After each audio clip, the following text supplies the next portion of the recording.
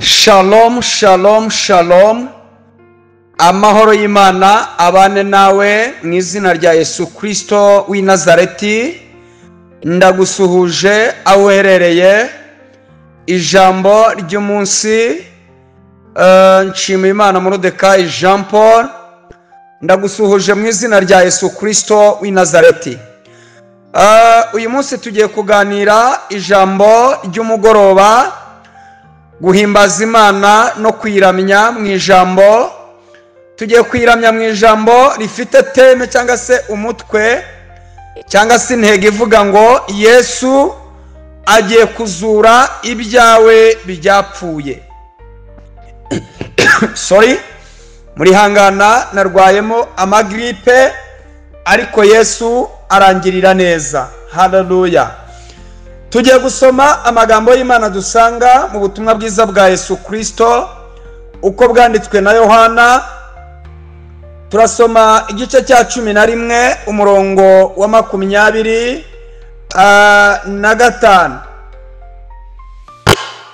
Turahera kuri 23 dutaruke 25 hanyuma dusome umurongo wa 40. Hari amagambo yanditse ngo Yesu aramubwira ati musaza wawe azazuka. Musaza wawe azazuka. 25. Yesu aramubwira ati ninjye kuzuka n'ubugingo, unyizera naho yaba yarapfuye azabaho. Haleluya. Imana ishimwe cyane. 40. Yesu aramubwira ati sinakubwiye nti niwizera urabona ubwiza bw'Imana. Haleluya. 41 dusoreza aho ngaho. Nuko bakuraho igitare. Yesu nuko bakuraho igitare. Yesu arararama aravuga ati data, ndagushimiye yuko unyumvise, ndaryohewe Moridekayi. 42. Ubwanjye narinzi yuko unyumva iteka, ariko mbivugiye kugira ngo abantu bangose ngo bizere yuko ari wowe wantumye. Amen. Haleluya. Aya ni amagambo y'Imana dusomye, amagambo dusanga mu butumwa bwiza uko bwanditswe na Yohana igice cya 11 nk'uko twasomye murongo wa 23 wa 25 ndetse n'umurongo wa 40. Aya magambo ndakuramo ijambo rivuga ngo Yesu agiye kuza kuzura ibyawe byapfuye. Uyu ni umugaragu w'Imana witwa Yohana wanditse ubu butumwa. Uyu Yohana yabwanditse arimo aragaragaza ibyo Yesu yakoze cyangwa se ibitangaza yakoze. Mbibutse uyu mugabo witwa Yohana, hari ba Yohana babiri, hari Yohana umubatiza, hakaba na Yohana umwigishwa. Umwigishwa ari muri bamwe 12, akaba ari muri bamwe 3 batoranijwe bakagirirwa icyizere na Yesu, bakajya bajyanwa gusenga. Ubu butumwa rero bw'uyu mugabo witwa Yohana bwanditswe ahagana muri za 60 ndetse na 64. Wanasifiwe. Bibiliya imbwira yuko Yohana yibandaga ku byo Yesu yakoze cyangwa se ku mirimo yakoze. Mbibutse uyu mugabo witwa Yohana ni umwe mu bagendanye na Yesu, ibyo yakoze byose yarabirebaga. Yohana niwe wagiye agaragaza ibitangaza Yesu yakoze. Yisomye mu gice cyaho cya 2 agaragaza uburyo Yesu yahinduye amazi divayi. Ugasoma mu gice cyaho cya 5 uburyo Yesu yahagurukije ikirema ku irembo ryitwa Ryiza. Ugakomeza mu gice cya 9 agaragaza uburyo Yesu yahumuye impumyi. Akagera hano mu gice cya 5 cya 11 agaragaza uburyo yazuye umuntu. iki ni cyo gitangaza Yesu yakoze, arimo aragaragaza ishusho ye bwite, arimo aragaragaza ubuzima bwe bwite, arimo aragaragaza icyamuzanye, arimo aragaragaza ikimubesheje muri iyi si, arimo aragaragaza misiyo yamuzanye yari. Yesu yazanywe no gukiza no gushaka icyari cyazimiye, azanwa no gukiza wari upfuye, ashaka kugaragaza yuko ari we, haleluya, ari we kuzuka, ari we buzima. Arangije ngabwira Mariya na Marita, abangaba bari mu kirorero, mbibutse Mariya uyu nguyu ni wa wundi wari wibereye hari i Yerusalemu. Mariya nguyu yari umunyamasengesho, barasengaga, yari afite n'icyumba cy'amasengesho. Buriya Mariya yari umuhanuzi, yari umukozi w'Imana. Abigishwa bajyagayo bagataramiraho, bakarya, bakavuga Imana, ibintu bikagenda neza. Bibiliya irambwira ngo rero hanyuma kubera yuko bakundaga kujyayo, ngaza kuba inshuti n'uwitwa Yesu. Haleluya. Babaye inshuti ngo nuko maze ubundi bakajya bamubwira ibibazo n'ibyifuzo. Igihe kimwe Yesu aramuka bajya kwibwiririza hakurya, kuko Yesu ntiyicaraga hamwe.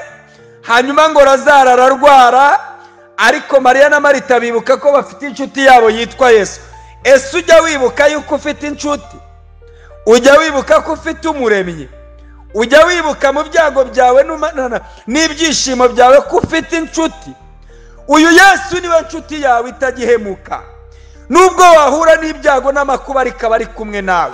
Ntagajya, haleluya, ntagajya kwirengagiza uyu Yesu.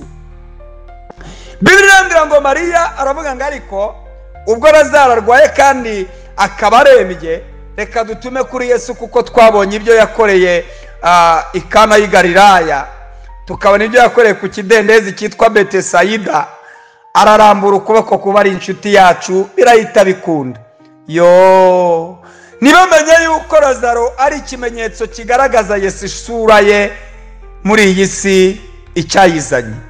Lazaro ararwara, Bibiliya irambwira ngo Yesu arababwira ngo nimugende mumubwire ngo Lazaro indwara arwaye si yo kumwica. Kumbi Lazaro agomba gupfa, ariko mu gupfa ni ukugira ngo imirimo y'Imana yerekanirwe muri Lazaro.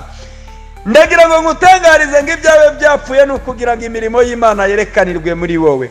Wabyaye umwana yarakunaniye, wabyaye umwana ubuzima bw'ubona butagenda neza, ubona nta bwenge, ntavuga, ntagenda, ntagira gute, akazi karabuze, bakwirukanye mu kazi, bagusohoye mu nzu, urugo rwarasenyutse, umugabo wawe dore zadera zaragusenyeye. Ndagira ngo ngutangarize ngo icyatumye ibyo ngibyo byose biba ni ukugira ngo Yesu yerekane imirimo muri ibyo ngibyo, kandi Yesu yiteguye kuzura ibyawe byapfuye mu izina rya Yesu. Bibiliya irambwira ngo Lazaro arapfa, Yesu ajya yemera ko bipfa. Haleluya. Yesu ajya yemera. Turagarura uririmbe, nurangiza utere hejuru uvuge ngo haleluya, kuko Yesu ajya yemera ko bipfa kugira ngo abizure, akwereke ko ari we kuzuka. Lazaro arapfa umunsi wa mbere, umunsi wa kabiri, umunsi wa gatatu, umunsi wa kane. Yesu abwira abigishwa ngo inshuti yange Lazaro irasinziriye.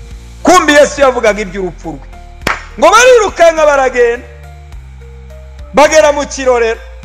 Ngo nuko Mariya na Marita baramwegera, n'agahinda kenshi ngiyo uba ruhari ntiyari gupfa. Oya, Yesu ajya yemera ko ibigeragezo bigukanda, nshuti zikakwanga, nyoko akakwanga, akakuroga, akakurogesha kubera umugisha ufite.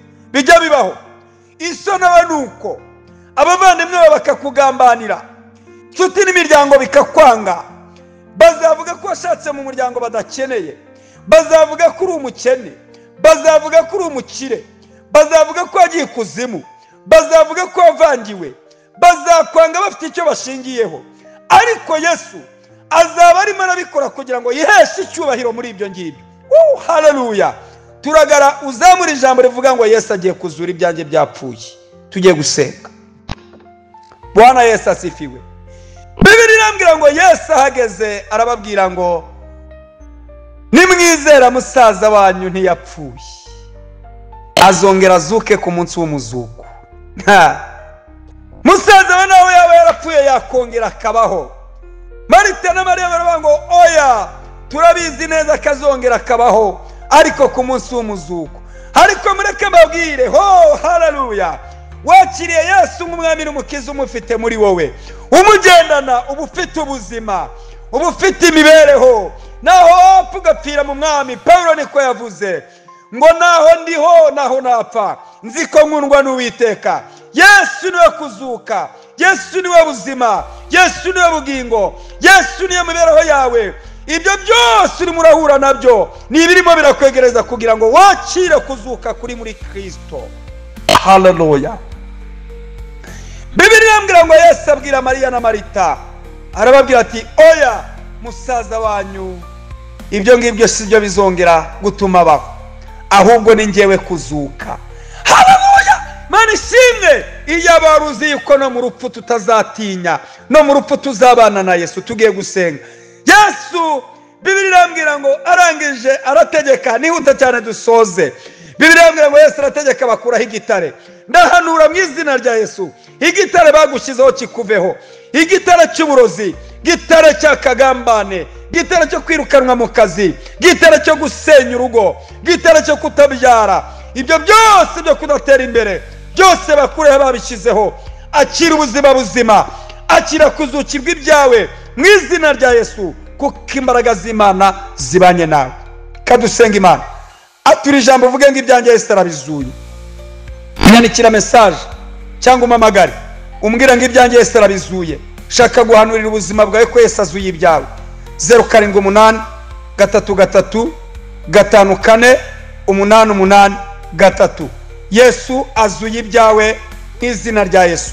Mana mu izina rya Yesu uzuye ibyanjye, uzuye ibya mwene data, uzuye ibyabo, uzuye ibyacu, kubera yuko byari byarapfuye ariko niwe wo kuzuka kandi warazutse, n'ibyacu urabizuye.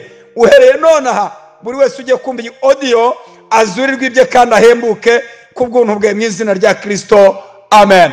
Shalom, shalom, shalom, shalom, shalom.